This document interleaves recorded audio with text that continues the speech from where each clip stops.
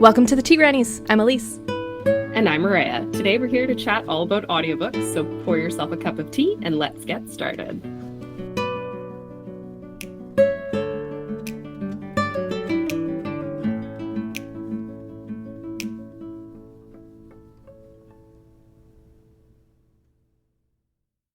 And now, before we dive into our episode with our special guest, we're going to do our first page critique.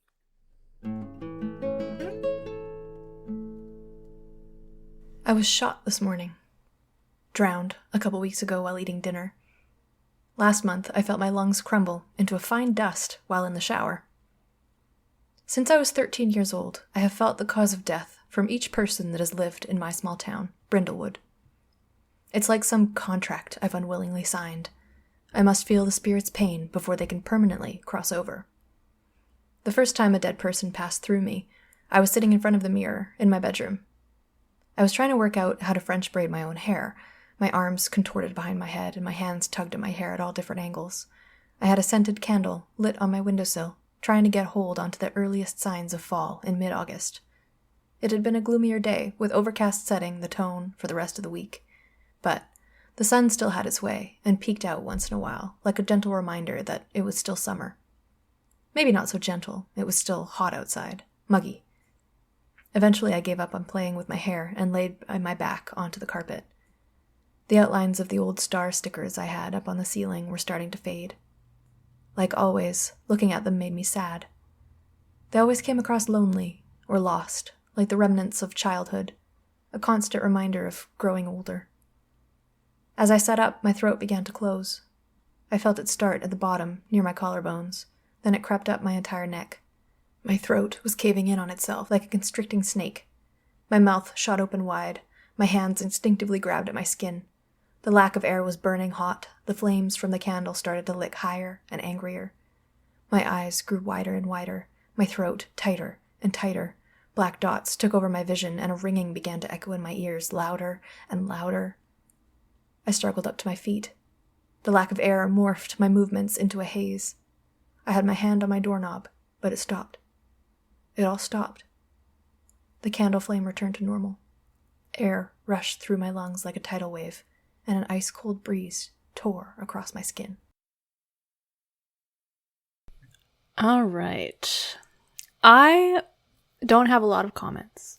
And my first one is I don't know what to say aside from I'm hooked.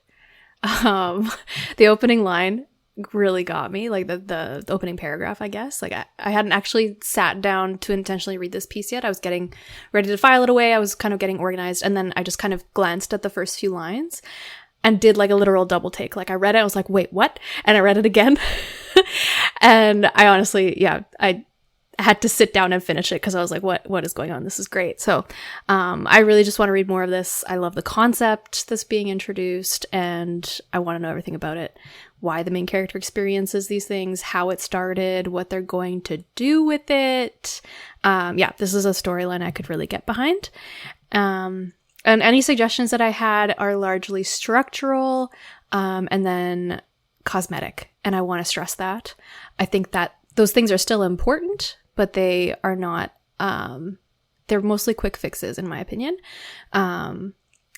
One, I think this piece is missing a couple key line breaks to give the reader a bit of a breath between paragraphs. And then specifically in the memory about the first time the character experiences a death, there's a section of description that I felt could be just cut entirely to tighten up the flashback. But even with those few things, there's a few other comments in there that the author will see when we send along the feedback. Even with those, I would keep reading just to find out what happens next. So I found it pretty spellbinding. I was very enamored with this and really enjoyed it. Yeah, same here. So when I started reading this submission, I was a little bit I was having one of those days where I was all over the map. And then I was like, hey, I'm just gonna, I'll skim it and then I'll think about it and then I'll read it and do my notes. And then I started reading the first line and I went, oh, and I got completely absorbed. Mm-hmm. And, I love that. That's my favorite thing about a good first page. So I think the hook at the beginning is super. It drops us right in and we get a lot of information right off the bat. We get how long it's been happening to her, where it is, and how it started, how it feels when it happens. So lots of the stuff that you'd want to know, first of all, jumping into this kind of story. And I do agree with Elise's comments that I would say the majority of the fixes are structural. Mm-hmm. I just started drafting a story in first person, and I'm finding it way more difficult than third, because I tend to write like stream of consciousness when I'm writing in first person.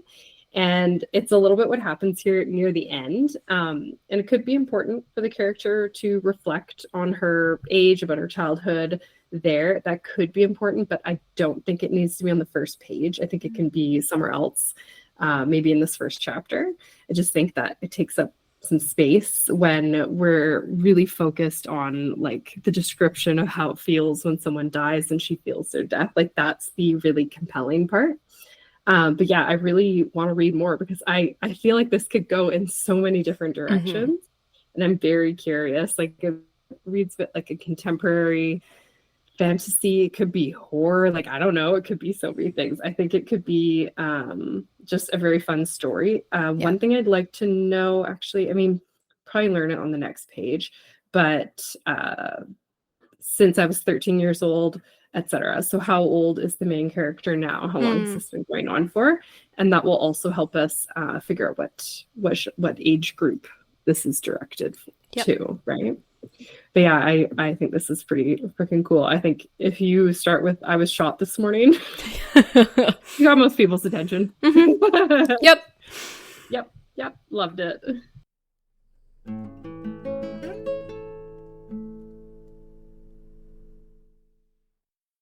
This month, we have another very special guest. And I think I can come out and say that guest episodes are my favorite because I don't have to talk as much. But I get to do the intro today. So I will introduce our lovely special guest. His name is Jacob Harada. I have known Jacob for several years now, and we won't try and do math because we've already determined that I can't. And Jacob is lovely. Jacob is multi-talented and has a lot going on at any given time. So it's going to be super fun to talk to him. As a little precursor story, the reason we're doing this episode, you may have noticed the title, it's all about audiobooks, is Maria started writing this story recently. Maybe like not so recently. It might have been a year ago. Time is a construct. It was a romance novel about a writer and an audiobook narrator, and they hate each other. And then they have to work together on this book. And so it's super fun. And when she sent me the first few chapters and stuff, we were talking about it and figuring out what's working, what's not. And from our experience on the podcast, I was just looking at some of the details around audiobook recording specifically and how it was talked about in the novel and thinking, there's some things here that I don't think quite work. But I don't know enough about audiobook recording to actually tell you what does. So we need an expert. And lo and behold, I find out that Jacob has been delving into the world of audiobook recordings because he's done this for clients. So he's a professional. And that's very impressive to me. And then I guess I'm going to let him talk because that's what guest episodes are for. But before I do that, I'm holding in my hands a novel. No, I'm holding in my hands a book, a printed book. It's got Jacob's name on it. It's called I Dance with the Dragon, Poems of Chronic Illness, Trauma, Faith, and Reconciliation with Self. I have read it, and it is wonderful. So I'm going to read his little bio, and then he's going to introduce himself, and then we'll actually talk about the thing we're here to talk about. So Jacob Harada lives in North Vancouver, where he writes music and poetry and feels deep feelings. He hopes through sound and lyric to contend for self and social, trauma-aware compassion in the ecology of Christian thought. That is the most concise and beautiful bio I have read recently. Claps, applause, take it away. Take it away. Yeah. First book, I was like, I don't have all that much to say.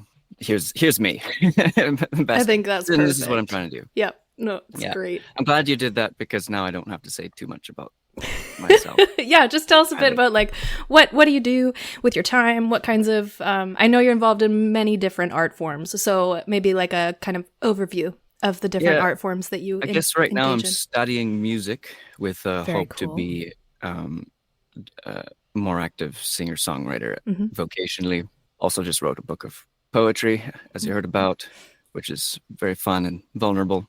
And yeah, audiobooks. In that respect, I'm very, very new to it, and I've working on a fourth book at the moment, and Nice. yeah, so I can definitely talk about my experience, but Mhm. I'm not super seasoned in the art or anything like that. That's all good. That fits well with this podcast is for beginner writers. So we're all figuring it out, and that thematically is a very good fit. Yeah, we're all learning here, so Mhm. works for us. Perfect. Okay.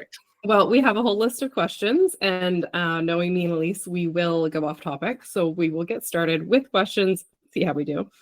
So my first question for Jacob is, how do you get into audiobook narration? And are there any recommended prerequisites for success to get into it? I guess back in the day, you'd have to join a company or something, but publishing affiliated company. But now you just have to go onto ACX, which is a website, which is an interface between authors and narrators. You go on there, you create a profile, and then you are a narrator. So it's easy as that. Whether you get clients, of course, is another matter. And how much money you get for things is another matter also. For me, it did help to have some performing experience and audio production experience. If you don't have those things, there's going to be quite a learning curve to Okay, that be able makes sense. to be a competent, time efficient narrator. Because Oh, in that time world, efficient. you are also the producer. You're the narrator and producer. Oh, okay. All right. I Mhm. kind of like it's like you got to be a bit of a self-starter if you Yeah. want to do it. Yes. Yeah. Okay, that makes sense to me. It Okay, that's interesting. yeah, sounds like Mhm. everything you have to do when you're self-publishing.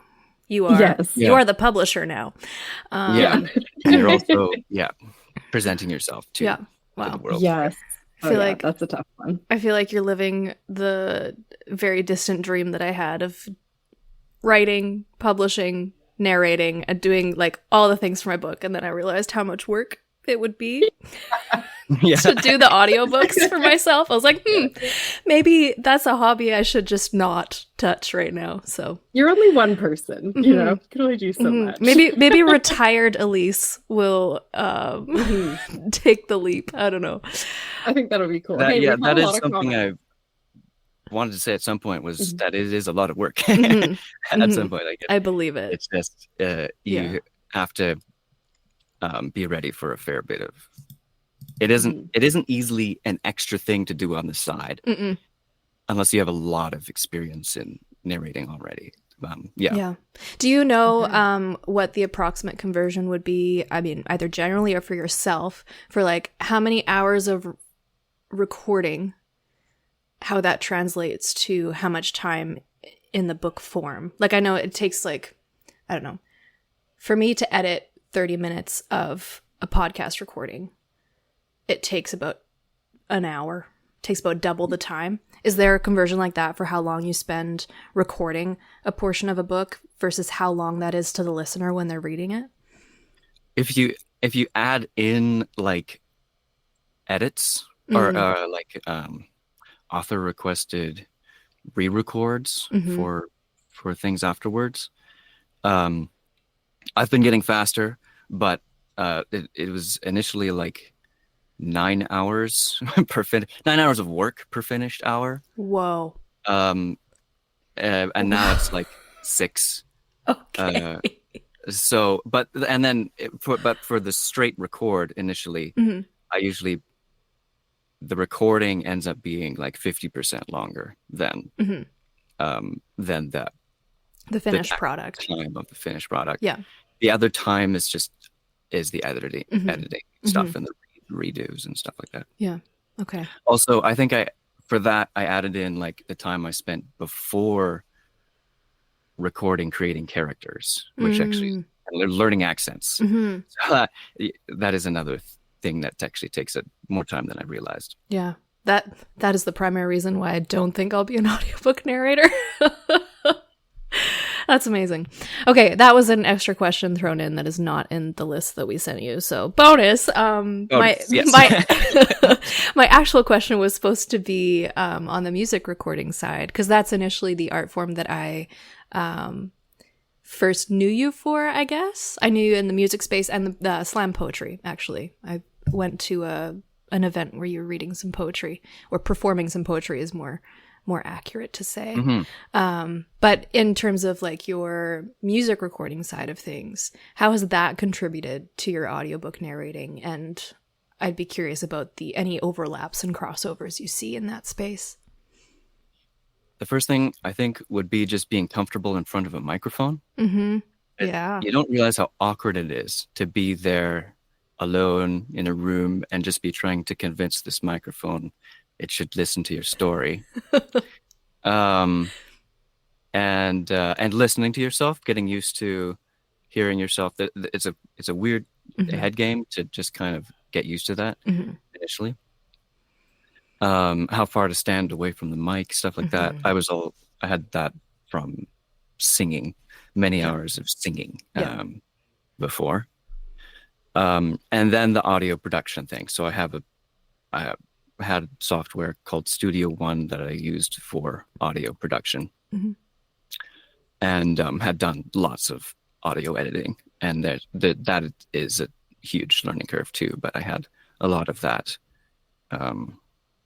learned from from songwriting experience, so that really helped when I got into narrating voice. But on that note, it is different to narrate voice for a product, just spoken voice, than singing.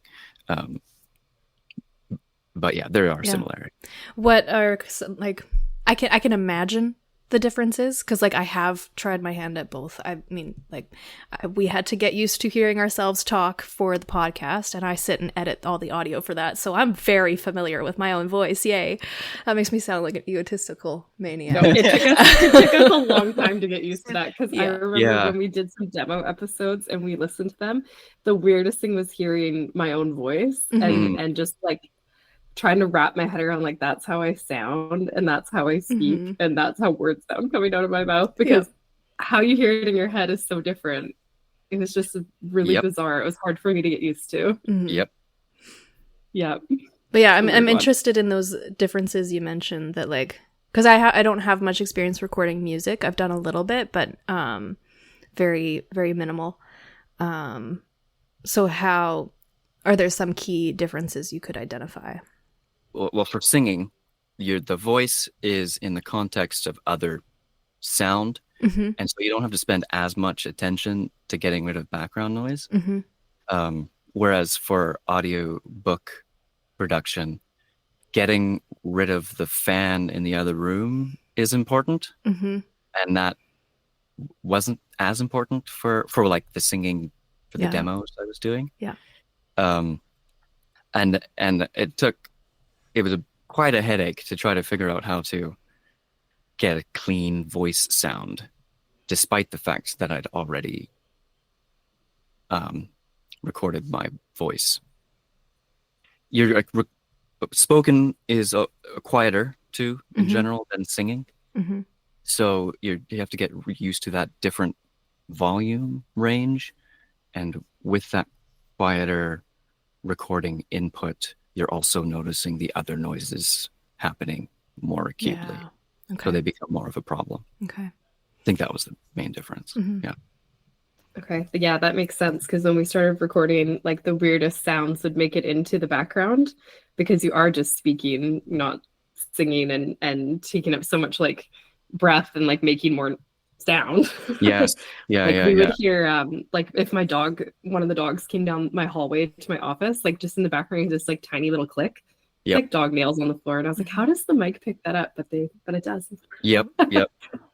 So aside from your music recording experience, what other experiences do you have with like performance related art, like voice acting, theater, and that kind of thing? And how much do you think that would help for a narrator to have like voice acting or theater experience? All of that is excellent experience to have. I wrote down that it's important to think of narrating as a skill, and if you don't have a prior performing experience, it's going to take longer to develop the skill of conveying the story well and just speaking clearly too. I had some spoken word performance before, and then people told me that you speak so clearly, you're so articulate, but then it was still quite a challenge to record audiobooks and then discover that diction is, for when you do a record for like half an hour straight Mm. of a story, diction gets difficult. Yeah. To Yeah, pronounce that makes things sense. well and make things clear, and to not get tired in Mhm. between phrases and have things sound less enthusiastic. That's true. And I think sometimes Yeah. when I talk for a long time, like the words, I do get less concerned with how they're coming out, how clearly they're coming out, because your brain gets like a little tired almost. Yeah. And it gets casual really quick. All of a sudden you're talking just like how you normally Yeah. talk. I already know I could never narrate audiobooks. I'm way too all Yeah. over the place with my voice. It'd be way too difficult. But that's probably the hardest part would be for me, the diction all the way through. Mm. Yeah. I would get sloppy really quick. Yeah. How many I guess how long can you do in a stretch before you need to like take a break and do something else? I think it depends on how I'm doing. I've had some Mhm. health issues that make Yeah. everything harder. And unfortunately, one of the first things to go when your body is fatigued is your voice. Mm. So I can really tell when it's not Yeah.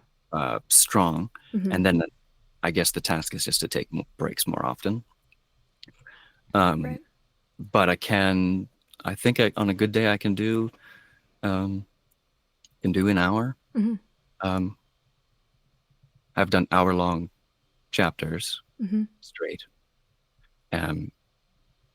So Yeah. something like that. And is it like you can do one chapter for that day and then you're done? You have to wait. That's tended Mhm. to be the case for me. Yeah. Yeah.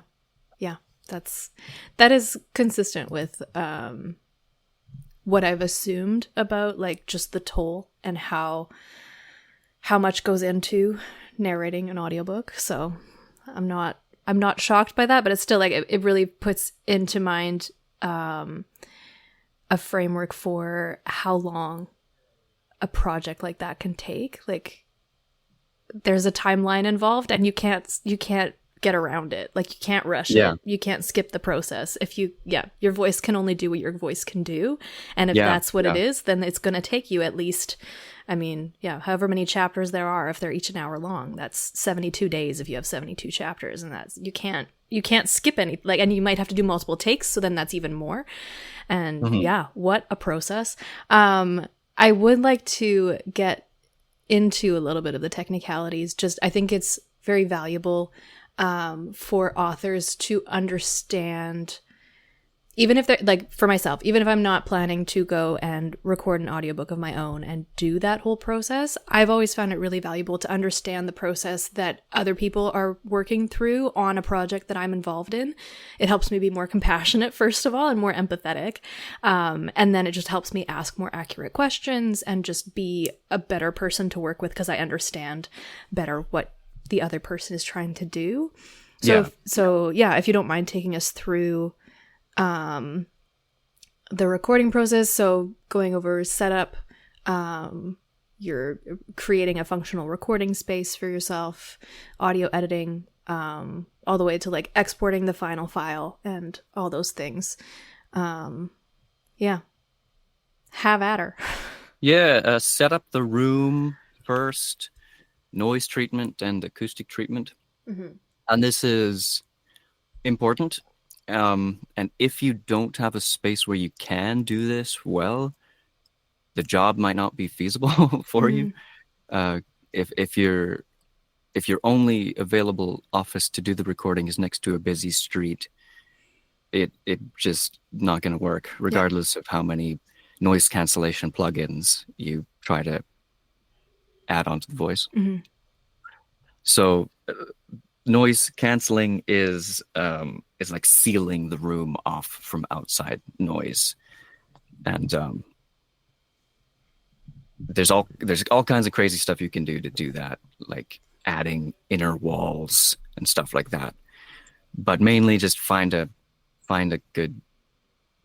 quietest space you can, I guess. Close the window, turn off the air conditioner. Mm-hmm. And then for acoustic treatment, that is dealing with the sound that bounces around inside the room. Okay. So if the room is quiet, but it's really echoey when you speak, that's a problem, because narration should be quite a clean sound. You You shouldn't hear the crisp. room very much. Yeah. The room also just makes it harder to process, equalize well and stuff. Mm-hmm. So that could, canceling out the echoes can mean just like setting up a mattress on leaning a mattress against the wall so that it picks up certain frequencies, so that it absorbs certain frequencies. Yeah. Every like putting foam on the walls, there's all kinds of products you can buy to get rid of bouncing frequencies. Mm-hmm. I built like acoustic panels with rock wool insulation, and they do wonders. Mm-hmm. So the best stuff is like if you build it yourself with insulation. Okay. The products are actually less effective. The stuff you can buy is less effective than that. Interesting. Typically. Okay. But I realize not everybody can do that. But it does make quite a difference if you get. I have 13 panels in here. Okay. And that it's a bit overkill. You probably won't need that. But it's a very different room without the panels in here. Wow. So yes, dealing with the sound. It is huge. It has to be done. Then set up your workplace. I recommend standing because it's just better for your body to not be sitting all the time. I have a standing desk. Mm-hmm. So if it's possible for you to stand while you're narrating, Yep. it's also better to have to project your voice. Yeah. Yeah, I was going to say from music, you know that like standing, you're always going to produce better sound if you're standing versus sitting for singing. So it stands to reason that it would be the same for speaking as well. Mm-hmm. And then you'll be dealing with digital books mostly. I don't know anybody who actually has a physical book when they narrate it. You're reading off a PDF or something like that. You're reading off a PDF, so you're just scrolling along with a quiet mouse. Like you can hear your mouse if it's not a quiet mouse. So make sure you have a quiet mouse to scroll down the file, read it, and then have the mic the correct distance from you. Set up a pop filter. That's important too. Yeah. You really notice the plosives. Yeah. If you don't.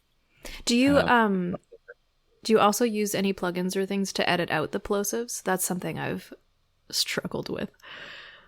I've tried not to. My earlier books had more plugins on it, but the more plugins, the more problems you have, and they end up reducing quality of the sound. Okay. But there are plugins that are like designed to get rid of plosives. What I found was you just put a compressor on, side chained to the frequency of the plosives, and that deals with it better than the snazzy plugins do. Okay.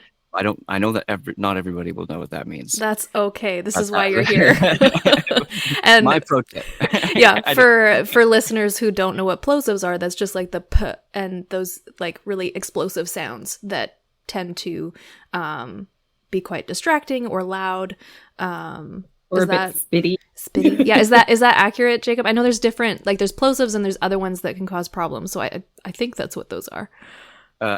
Plosives and sibilants are the other one. Okay. So I also still do the same thing with a compressor for the frequency of sibilants to get rid of the S sound.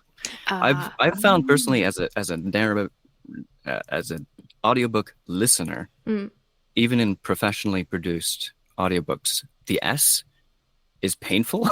It stands out to me, and it's like there's a way to make that a lot less intrusive. Yeah. So that's my preference, but I realize that not everybody does that. Yeah. I have noticed that as well. Like I listen to audiobooks quite a lot, and certain ones it's just like the S is piercing and it's tough to listen to. Yeah. I have started an audiobook and been like, I can't listen to this narrator. It's not that they're not doing a good job. It's just something about like, usually the S's or like the cadence of their voice. I don't think I can listen to a whole book of this. So yeah. Which takes me to my next question, which is, how do you make sure you're not reading too fast or too slow? Like, do you have to read at like a specific speed so that when people are listening, they can change the time up to whatever speed they like to listen to? Or like, how do you do it without changing pace, I should say? I think that listeners have varying preferences on pace. And that's just a reality. So the pace that you read might not be what a particular listener likes. But I think there's a principle that can help, and that is just to breathe well. Make sure that you're breathing well. And if you're finding that your breaths are shorter, you're probably delivering less interesting lines, and you're probably rushing things too. So if you breathe well, you're less likely to rush. Yeah, that makes sense. Take the time to get a good breath in between phrases. I actually find that soothing in listening to other audiobook narrators when they pause more. My problem is that I rush. Yeah. So breathing helps, and then also try to deliver each sentence with the conviction that it's important. Consider it to have gravity, and that just keep that mindset locked in. And then that also just you're not trying to get through the chapter, you're trying to tell the story. So just have that attitude, and then that will help you also not to rush, I think. And then that attitude will also help you interpret lines that should be faster for the sake of the storytelling, I think. But that's a whole muscle it takes to learn to kind of be in the story and less worried about the technical things. That it just takes practice. Okay. I'm throwing in an extra question because I didn't put it in here. Do you read the book you're going to narrate before you record, or are you kind of reading like skimming it before you start and then you start, or how is your approach to starting a new project? I read it. Yeah. Okay, cool. I've always wanted to know if the audiobook narrators are reading the book. Not, I know, Maybe not all, it is time. And I know another audiobook narrator that doesn't, or that he requests a fee to read it. Just because it really is, it's not a lucrative career, so you value that. That's fair. That's fair that they charge for it, though. I think some editors would do something similar. Like I know some editors of like someone who takes a book and just like goes through line by line. Not audio editor, but text editor, which is what I do sometimes when I'm not in school. And some will say like that the best way to do a good edit is to read through it first without touching it. And they call that the sit on your hands technique. Do not make notes. Do not write anything down. Read through the entire thing. Do not touch it. Because if you start editing in one section, you might get to the end and realize, oh, I misinterpreted what they were trying to do. And actually it's better the way that it is. So that can be a good practice, but it takes several hours to read a full length book. So asking someone to please read the book before you record it, or please read the book before you edit it, that is a big ask. That is a lot of time to an already extensive project that is going to be expensive because of how much time you're asking someone to spend doing it. So like that, that would be, a fee might be a good way to go about it. That makes sense to me. Yeah, we better add that fee to your fees, Elise, because I can see you saying that and then be like, I don't want to charge people for that because you're so nice. So, yeah. On that, reading it before really does help, though, because I've found that as I've been going through this trilogy, it's made quite a difference to know. I know how this chapter ends, and I know the trajectory of the story, so I know what the author is trying to tell through the character and how to render the lines, I guess. So it does make a difference. Yeah, it reminds me a little bit of like dynamics in a song, where like you're trying to modulate, like, where do I need to build? Where do I need to make this louder because we're building towards this thing, and then we're going to come down, and we're going to, it's almost emotional management, which would come through in how you read sentences and how you deliver lines. Like, are we building towards some great thing, or is it just really tense and it's just kind of like a continual tension build that isn't like the super grand crescendo? Yeah, that's fascinating. Okay. Is it my turn to ask a question? There was a bit more to the like the how to go through the process. Oh yeah. I thought it might be valuable to add on to. Yeah, let's go back, because we talked about the setting up the space, and we talked about like treating the sound. Setting up the room for acoustics and everything. But yeah, if there's more there, then definitely. And then, so there was the room, and then there was like your workplace, microphone placement, pop filter, audio, and then create a template. You'll be recording. Actually, I don't know how it works in Adobe Audition, which is apparently how most people do it. Okay. I use a different software, but I recommend at least you have different files per different chapters, but you should have the same settings on all the files. So it's worth creating a template, so that you just open that for every file. Yep. Also, write down the volume settings on your interface as well, or your microphone. Or, make sure that you have everything consistent. Yep. 5, optional, depends on what the project is, but create voices for the different characters. That was quite an involved process for me, and quite a lot of work. It really depends on how. You don't have to be able to do accents to be a narrator. There's lots of projects that don't require it. Also, you can also do fiction in a straight voice. I decided to do voices. And it was a lot of work. Yeah. If you're doing that, that's a whole pre-process. Because then you're getting into voice acting. Yes. In a more involved way. Yeah. And I imagine creating a voice or an accent. Like, I think I've heard that some narrators will have kind of a bank of voices or accents that they will repurpose depending on the project. But I feel like it's similar to acting, where like you get to know the character and you create a voice that matches who they are. Would that be kind of how you approach it? Yeah, and I actually worked with the author to make voices particular to the characters. So there was some back and forth there. And they had to support who the character was. That would be so much work. Oh my goodness.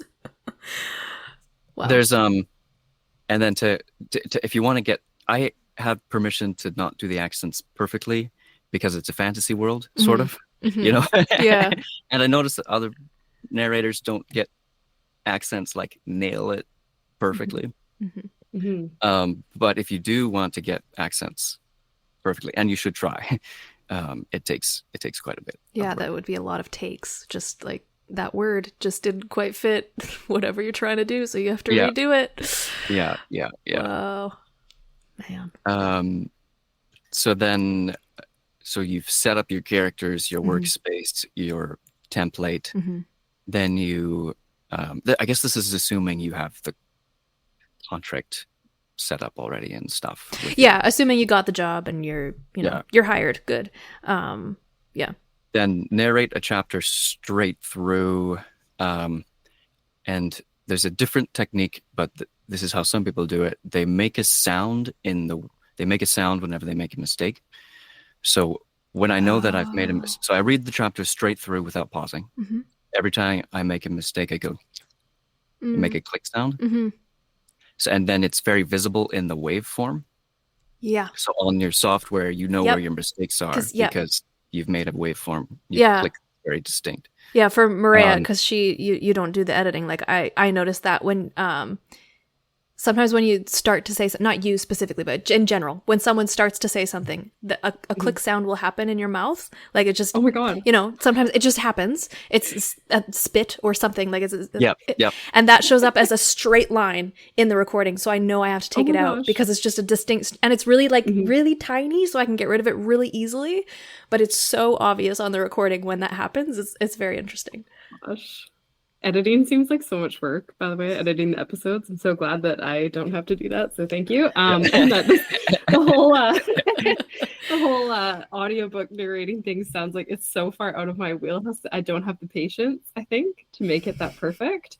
And I'm sitting here going, oh my gosh, that's so hard. Like you're amazing for me. I hope I don't discourage anybody who does. No, I don't definitely- think so. No, just the way my brain works. I'm like, oh, Yeah. that's a no for That's me. a no That's for not me. something I can warn do. people that it is difficult. Yep. And Yes. to do it well, there's some steps that you should. No, as should as do. as someone who, like, I have considered doing it before, I've been interested Yeah. in it. I've always been told that I read really well, so it's like, oh, it's Yeah. just something that comes naturally. It doesn't. Like, I'd have to work at it really hard. Yeah, But I got the same thing. It's like, Yeah, you I have believe a great it. voice for it, but yep, I it's think still it's so not much that it's not work. for, like, natural. Yeah, no. yeah. For like writing or like sports and stuff too, like people be like, oh, you have a natural talent for it, but natural talent does so little in the grand scheme of things. Right. It's Because still you so still much have work. to learn Yeah. the craft or the Mhm. sport or whatever. Mhm. And it will depend. You can be naturally talented all day long, but Yeah. if you can't learn and achieve doing the steps, you Mhm. won't go anywhere, right? So Yeah. Yeah, I'm Yeah. assuming That's the I'm hard part. assuming there's listeners out there like me who, like, the more detail you provide me with, the more I'm like, yeah, you know what? Yeah, that's a lot of work, but I'm kind of willing to do it. Like, this is not discouraging me, is essentially what I'm trying to say. So Yeah. Okay. Yeah. Yeah. I love that. Trying to That's me with find some with steps, horses. Make it seem doable Mhm. if you have the intention. Yeah, no, it feels a bit like a step by, like, this is possible. This is not some nebulous thing that I don't understand anymore. It's like, oh, these are the steps, and if I'm willing to put in the work and do each step, then I can get there. And it'll take some tries, and I might get it wrong sometimes, but it's possible, and this shows me that. So I think that's really great. Yeah. Pretty good stuff. After I like you it. so you mark the mistakes with some sound. Some people have like Yeah. a physical clicker machine. Oh, They okay. click with their thumb when they make a mistake. Mhm. And then so when you make a mistake, make a sound, go back a sentence or to wherever it's logical to go back to redo the line that you made the mistake on. Mhm. And you have to make that decision on the fly. Yeah. And then make the corrections. So my process is, my first correction round, I go through that and just get rid of the click mistakes, the mistakes that I've marked. Mhm. And then I go through it again, reading the chapter again as I go, and find other mistakes that I wasn't aware that I made. Like misspeaking, saying the wrong word, Yeah. that kind of thing. Yes. Yeah. Mhm. Or missing a word, something. Mhm. I've been surprised at how many times I've reinterpreted a sentence grammatically, and it means the same thing, but I use different grammar to say it. Yeah, interesting. Because I know I do that when I'm reading, even in my own head, or if, like, I'm kind of like muttering and reading something out loud, I'll say it out loud and look at it and be like, wait, that is not what I just read. Yep. Why did that come out that way? Yeah. It's hilarious. So that you got to be aware of that, and yeah, so the next round of corrections is to find the things that you weren't aware of, Mhm. and then I forget what the word is right now, but record over, Okay. and then just make the mistakes on those spots, or make the corrections on those spots. Over top of the mistakes, so that you don't have to like delete and remove pieces. You're just covering it up with the new recording, basically. Yeah. Yeah. And then make sure that it's smooth and that when the cuts are not audible, Mm-hmm. if you know what I mean. Like you can't hear where the new thing was inserted. Yeah. It has to sound natural. Yeah. Then just do that for every chapter. Just then do record. that. Just do that. Easy. Record start and end credits. Mm-hmm. Submit your chapters to the author for review. You can, depending on the process, you can be just sort of giving the chapter files as you finish them. Mm-hmm. And then do edits that they request. Mm-hmm. And then you have the fun job of mastering the files. So you have to render them to the specifications of the company. Okay. ACX, Amazon, has clear guidelines, which is good, but it's a bit of a pain to get things to the exact specifications. Okay. There's a noise floor level. Mm. There's a maximum RMS level. Mm. There's an average RMS level. And it takes a bit to figure out how to do that, Okay. so unfortunately. Okay. Yep. And so you have to do that and then render the files and then give them to the author. Yep. And then at that point, the book should be done. Okay. Yeah. Should be. It should be. The author will review it again, just to see if you did the corrections, I guess. Yeah. Yeah. Although I had a client who, I'm not sure that they even really checked, because they just said, "Yeah, it sounds good," like almost immediately. It was surprising. So authors, self-published authors who are putting their work on ACX, not all of them have the time, or not all of them are like you. That was another thing. The type of work that you get on ACX is varying, both in quality and in author investment. Yeah. How much they'll expect from you, Mm-hmm. how much they're willing to pay, stuff like that. Yeah. That sounds very similar to the editing world of, what you get from clients. What kinds of clients will reach out to you for an edit, and what they expect to receive back, how much work they expect to have to do afterwards. Yes. Is very varying. Yeah. What they do with your review. Your edits. How much time do they have to, maybe that author who just said, yeah, it's good immediately. Like, they probably listened to a clip here and a clip there, and they're like, oh, it's probably like that through the whole thing. I don't have time for this. Yeah. Good. And like, I get it. I get it. Yeah. It makes sense to me. But also you're going to miss stuff. So I'm curious, follow-up question before we move forward. What kinds of edits would you get from an author that reviews it? Is there like... do they comment on your inflection or your diction, or like, do they catch mistakes? Like, what does that look like? They catch mistakes. So if they're doing it fully, they're listening and they're reading their own manuscript. Yeah. To catch mistakes, but then they might also, and this might have to be worked out within the contract, how much revision you're willing to do. And I think I've done most of these books for my friend, so I was very willing to do lots of extra work. But and she requested like lines be done differently, have a different attitude to them. Mostly when that it did change the meaning of the phrase to do them differently.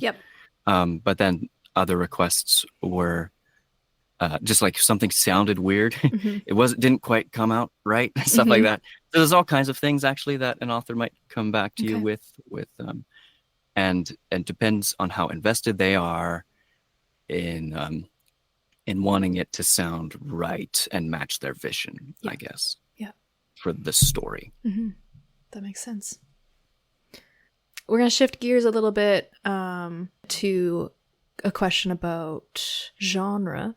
So do certain narrators get chosen for the same genres? Do you get kind of pigeonholed like actors do? Like that actor only ever plays this type of guy and he's always hired for those roles and you can't break out of it. Does that happen, do you think? Do you know? Have you experienced this with the Yeah, I audiobooks think side? I don't have a ton of um, uh, awareness of like the industry as a whole, but I Mhm. have observed that definitely to be the case. Okay.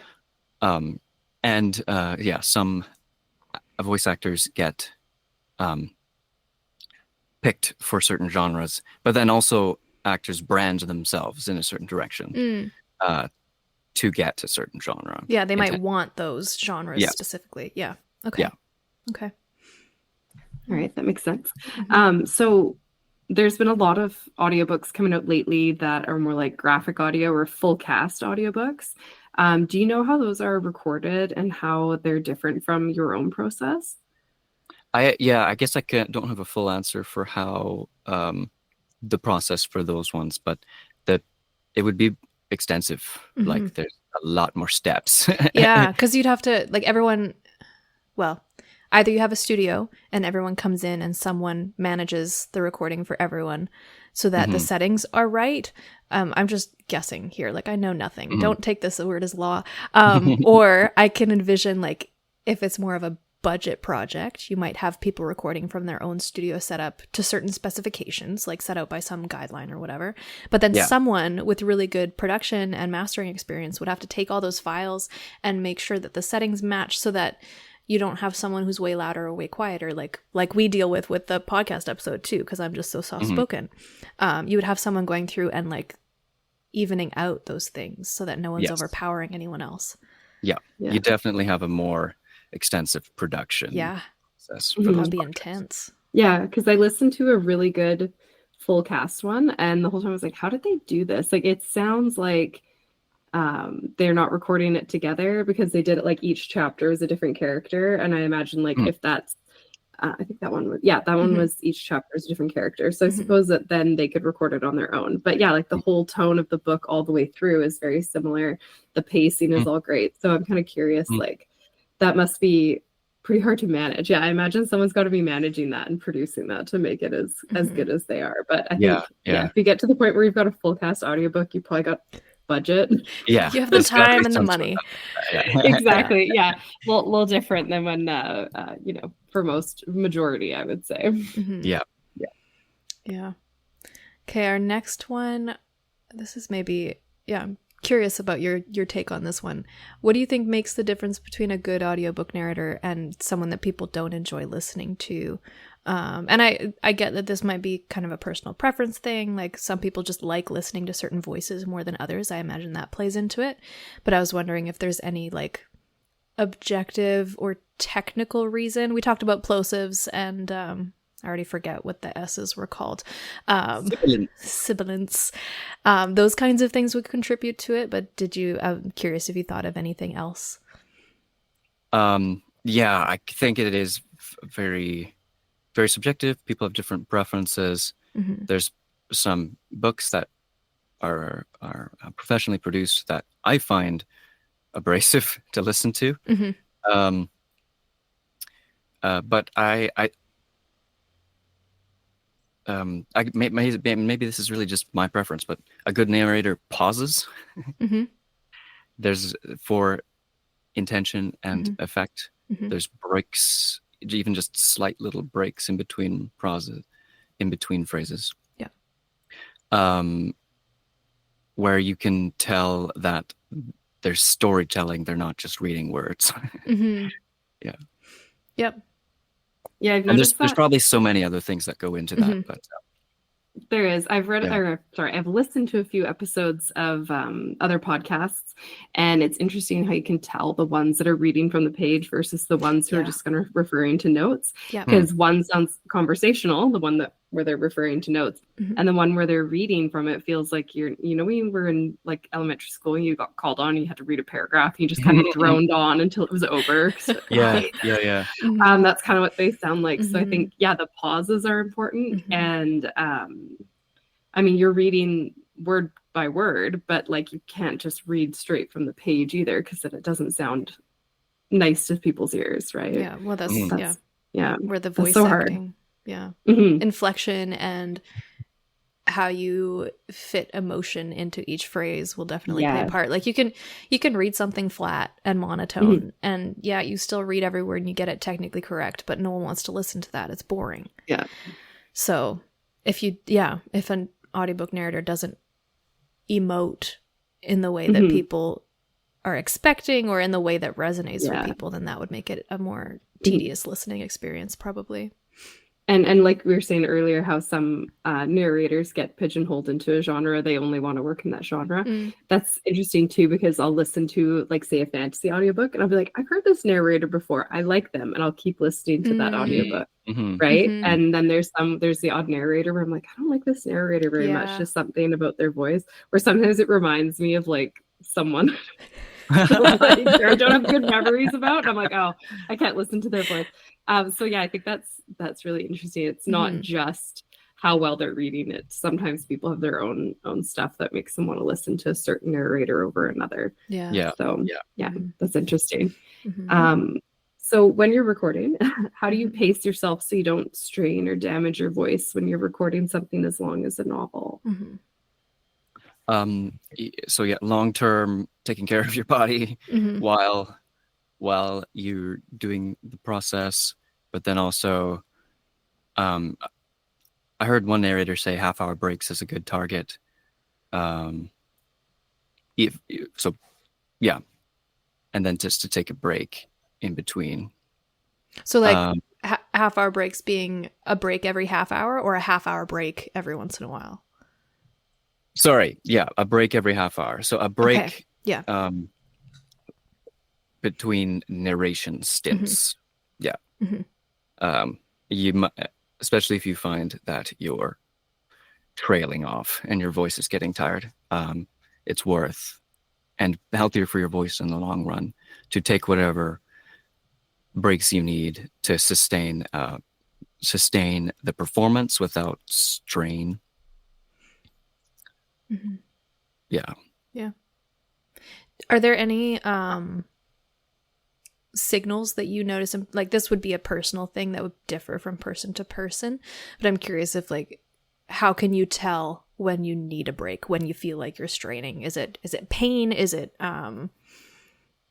is it an Pain, auditory? definitely. Yeah. Stop if it Pain hurts. and tightness in the throat is a thing where it's I've had to decide I could keep going, but it probably wouldn't be productive, and I might be not performing as well if I'm pushing through this level of just strain. Also, brain fatigue. It gets quite tiring, and if you're stumbling a lot. So I've had lots of times when there's a certain sentence that I just can't seem to do. And I've done like 7 attempts at this one sentence. Pause, eat something, drink something, come back, try again. Yeah. Usually works. Okay. Yeah, that would be Also, warm up before. Okay, that makes sense. Yeah. Like our pre-episode gab sesh is our warm-up, Yeah. for example. Do you do would you do like music warm-ups, or I do like you do, yeah, singing stuff, yeah, but also betaga betaga badaga badaga bodaga oh, fiction okay. stuff. Yeah, tongue And twisters. one guy said like do jumping jacks because if your body is warm, then your voice is more prepared. Oh, that's your whole body, like even if you ran around the block, that would be good for a warm up for your voice, because Okay. your body is warmer. Yeah. So, yeah. Yeah. Fun. So this one's fun too. If you were giving advice to an audiobook narrator, what would your like top 3 to 5 tips be? I think one I said already, just be aware that the stuff, the type of writing that you'll have access to as a starting narrator will vary. The quality of writing that you find on ACX, some of it's not great. But you might have to be willing to work with some writing that's not great. On the other hand, it is really painful to try to narrate like really badly written stuff, especially if there's grammar, like consistent grammar issues. Yeah. It's it can be very confusing and hard. So I'm fortunate to have worked with good writing so far, where the sentences make sense. Yeah. So if that doesn't even really, if you don't have that, then it's a very painful experience to try to narrate. Another thing is, as with other creative fields, there's not a guarantee you'll even get work. Expect to audition a lot, of course, as with other creative fields. And you learn something with each audition. You can consider auditions to be practice. Yeah, that's fair. And it's nice if they give feedback too, but mostly they don't. I think writers will be familiar with that experience. Yeah. And I feel like this is another time for me to plug if something isn't working in your book, read it out loud, because if you're stumbling on it, your audiobook narrators might stumble on it too. Yeah. Yes. And for the sake of us narrators, please read your work out loud. try reading your own writing. Yes, because I think a lot of people, and it's fine, like some like high fantasy and stuff is a bit like that. Like the sentences are intense, but I think for a nice reading experience or audiobook experience, it is good to have the right flow to your words. Yeah. It makes a difference. But yeah, that's pretty awesome. Do you have any audiobook recommendations for our listeners, like books that you particularly love or narrators you love, or craft related books that you want to recommend for us? I am enjoying one it's called The Stand by Stephen King, and the narrator's great. I don't know his name off the top of my head, but he's fantastic.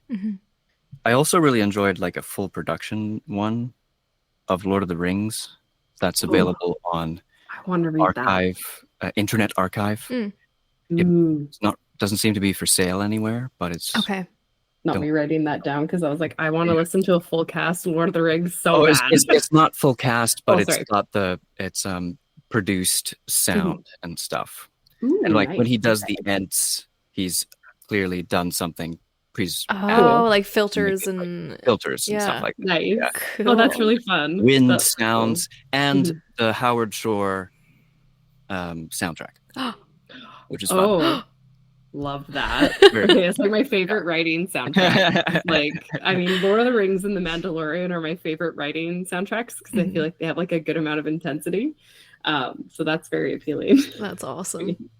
Ready Player One has an Audible audiobook, and the narrator, I've heard him on a bunch of different things, and he's got a super casual way about him, way of speaking, and it really works for the types of things that he narrates. Cool. Pleasant listen. I love that. There's a few audiobooks I've listened to lately, and I don't have the narrators' names right now, which is very unhelpful. Maybe we can link them in the show notes later, because I'm doing this off the top of my head. But I recently listened to Paladin's Grace by T. Kingfisher on audio. Yeah, at least it's like she finally read it. Not only was it a fantastic book, I felt like the narrator was great. He had like I think it was the same narrator that maybe did Legends and Lattes too. He had a real like rich voice, and like he had a really good cadence and timing, tempo, that kind of thing. I believe he reads the rest of the series. I think so too, because I have so book two wonderful. His voice is wonderful. Nice. Yeah. It is nice when the same narrator does the whole series. Mhm. I love that. Yes. So Yeah. that brings me to my next recommendation, which I bring up on the show all the time, which is the Murderbot Diaries by Martha Wells. And it's Kevin R. Free that does the narration. Mhm. And he just nails the whole Everything. personality and voice of Murderbot so well. Mhm. They're some of my favorite audiobooks. I've listened to them twice, and Yeah. I'm not a big rereader. So like that's If his name comes up, if Kevin R. Free's name comes up anywhere, it's like, okay, I'm listening to that. I don't know what Yeah, it is, same. but I'll listen to it. but now I'm interested. Yeah. And I don't have the narrator written down, but I listened to the Audible audiobook for A Fire Endless by Rebecca Ross earlier this year when I listened to it. And it was fantastic. Like the Scottish accents and pronunciation, like everything was just so beautiful. Like it was so nice to listen to that you could put it on in the background instead of like music. Do you know what I mean? She had a real gift for it. So Yeah. those are kind of my favorite ones that I've listened to this year. But yeah, I need to listen to some more audiobooks to conquer my physical to be read pile because it's out of control. Yeah. Something I'm sure we can all relate to. Yes. And I had a question for you, Jacob, too. How do we get our hands on your book? Mhm. Okay. Yeah, there's a link. Goody. We will put that in the show notes to make that easy. or jacobparada.com. Mhm. Okay. We will put that in the show notes as well. Yes. Yeah. Yeah. Perfect. Because Awesome. I'm going to buy it like probably today. So don't forget. Oh, sweet. Thank you. It's available Everyone knows how to make it. on Amazon, correct? Yes. And then a few other platforms as well. Did Yep. you? Yeah. Okay. Yeah. Perfect. Mm-hmm.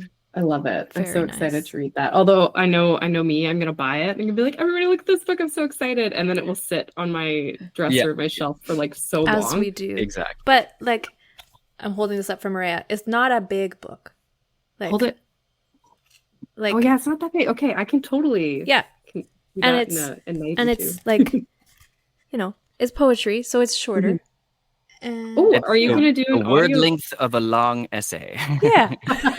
Are you gonna do an audio version of I your do. own I book? do want to, Mhm. and Yeah. I've interestingly found that it's a lot easier to do my own stuff without making mistakes. That doesn't Mhm. surprise me. That Yeah, Um, it's like you're following your own train of thought. because you so- Yeah. know it more, probably. Yeah. And the It's fact that it's natural. poetry and it's short makes it a Mhm. lot easier too. Mhm. So it would Mhm. be if I did it, it would be an easier project than a Mhm. fantasy novel. That's cool. Yeah. Nice. I like it. Yeah. I'm excited for it. Excellent. You released an album or an EP. Is that still kicking Yeah, around? a cover EP. It's on le Spotify. The Spotify. Good. We can link that too. Yeah, Cause- we'll link that too. That sounds awesome. Yeah.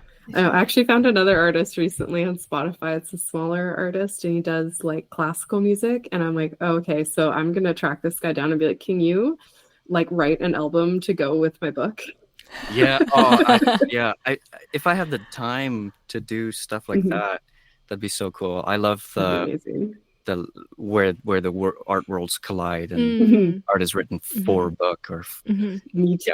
Yeah, like Use it for fan fun. art or fan Yeah. inspired, whatever, book inspired art and things Yeah. like that. I'm a sucker Yeah. for it. I'm wearing a Lord of the Rings sweater right now. It says I am Nice. no man. I Like it. am But, no hobbies Amazing. inside. Yeah. My shopping hobby and my book hobby go Oh, together. It's great. Good. All Well, right. that was I think super that's awesome. it. Mhm. Yeah. Thank Mhm. you so much for coming on our show. We appreciate it so much. And I've learned a lot. So when I do eventually tackle my edits for my audiobook romance novel, I'll be able to make it sound a little bit more correct, which everyone will be grateful for. Mhm. But no, that was so awesome. And it was great to finally meet you because I know Elise and I talked about having you on the show like a while ago. Mhm. And then, next season, blah, blah, blah. So it was Yeah, nice yeah, to yeah. finally meet you. Yeah. Nice to meet you too. Mhm. Thanks for having me. So yeah, that's the Tea on Audiobooks. Remember to rate and review wherever you get the podcasts and follow us at the Tea Grannies podcast on Instagram and Threads. If you want to join our Discord or get more of the Tea Grannies, check out our Patreon. Happy writing.